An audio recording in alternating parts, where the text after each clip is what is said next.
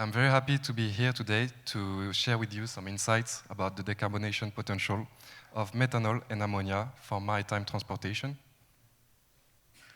So you've probably heard that earlier this month, the International Maritime Organization, IMO, just approved a historic framework to reach net zero for the global shipping in 2050.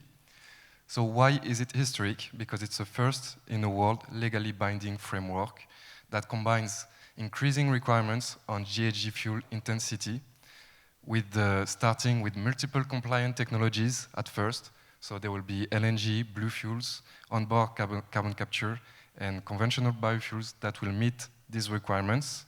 And after 2040, only some limited options like near zero GHG fuels, such as e-fuels or advanced biofuels, will meet these requirements. So this will combine these GHG increasing limits with a pricing and reward mechanism. So it's a carbon market, GHG market, specific to the industry sector. And this will create, this is expected to create certainty, increase investment, and ensure e-fuels are cost competitive during the adoption phase, so before 2040. So there is a strong regulatory push for e-fuels adoption to decarbonize the maritime transportation today. So we've seen a lot of new e-fuels projects that are blooming around the world. So here are the E-methanol and E-ammonia e-fuels projects around the world. So today there are more E-ammonia projects because they are mostly for fertilizers production and also hydrogen transportation. We see it's the dark gray bubbles. Most of the E-ammonia projects are located in regions where there is relatively low cost of green hydrogen because of the high renewable potential.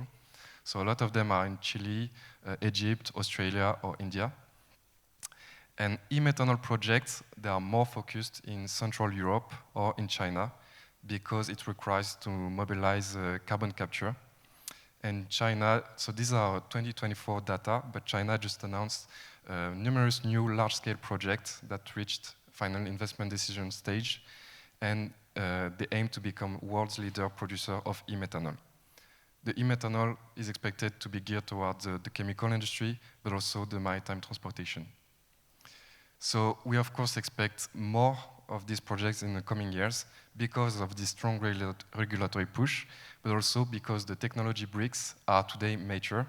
Haber-Bosch for ammonia is a well-known process, just like the methanolation process. So CMA CGM, a major transportation company, commissioned IFPEN for an independent study on the decarbonation potential of these two molecules.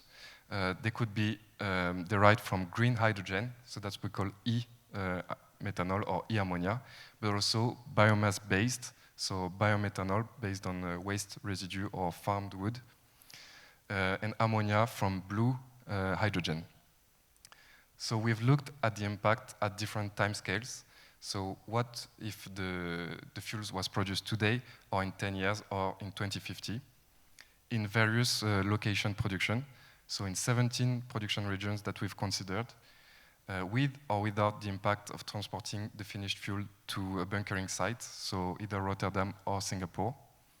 We've also assessed different energetical configuration and with or without taking into account the infrastructures. But to truly understand the decarbonation potential, we had to go beyond the GHG comparison on the fuels level, so per energy content. We've also computed the comparison at transportation work level, meaning what would be the impact of ammonia and methanol transportation of container. So basically we switched the functional unit to compare from grams of CO2 per megajoule to grams of CO2 per container transported over a certain distance. So that led to the main outcomes of this study were the energy flow analysis of all the configurations studied, GHG comparison between the regions and between the scenarios on bar graphs or in visual maps, cartographic maps, and all of that is available since last month in a public report. So before digging into the results, a few words about the methanol. So for methanol, we need CO2 gas and hydrogen. The CO2 gas, we can either capture it on concentrated flue gas. So we've assessed the option that it was powered by natural gas, but also electrically powered. And we've also assessed in 2050 direct air capture for the CO2. For the hydrogen, we've modeled the green hydrogen, so using renewable electricity for water electrolysis, accounting or not for the infrastructure of the renewable photovoltaic panel or wind turbines, because the RED regulation says that we should not account for this infrastructure, so account for 0 grams of CO2 per kilowatts of renewable electricity produced. We've also assessed the gray hydrogen pathways, so through natural gas steam methane reforming or autothermal reforming. Autothermal reforming is a much more advanced technology, yet it's still at TRL 5, so that will only be for a scenario in 2050. And we've also assessed the blue hydrogen pathway, which is including carbon capture and storage on these SMR or ATR bricks. So of course, we've modeled all the downstream value chain of the methanol once it's synthesized for the conditioning, but also the transport to the bunkering site. We've assumed that the transport today was made with fossil fuel sea tankers to transport the ammonia or methanol. And in 2050, we assume that the transportation of the fuel was made with the own methanol or ammonia it transports. So it's a self-fueled vessel transportation. So all along this value chain, we need some energy inputs, and we've tried to assess comprehensively all the potential options, what kind of energy is used where, so we have a better overview of the real impacts of the e-fuels. So here you're looking at the results, so it's a probabilistic distribution of the well-to-wake GHG intensity of the different methanol configurations studied. So on the x-axis, you see the GHG intensity, and you see the red dotted line is the RFNBO thresholds, so 70 GHG reduction compared to the fossil reference. And everything that is on the left side of this red dotted line can qualify as RFNBO. So you see the e-methanol, depending on the configuration studied, is around 20 grams of CO2 per megajoule, and the bio-methanol from waste wood is around 10 grams of CO2 per megajoule. We've done the same for ammonia. Ammonia, we don't need carbon capture, but we need nitrous gas to be combined in the Haber-Bosch. And if this with hydrogen, and if the hydrogen comes from blue hydrogen, then we have blue ammonia, and we have impact around 75 grams of CO2 per megajoule. So it's 20% less than the fossil reference. And if we're looking at the e-ammonia, this is similar results than e-methanol. It's around 18 grams of CO2 per megajoule.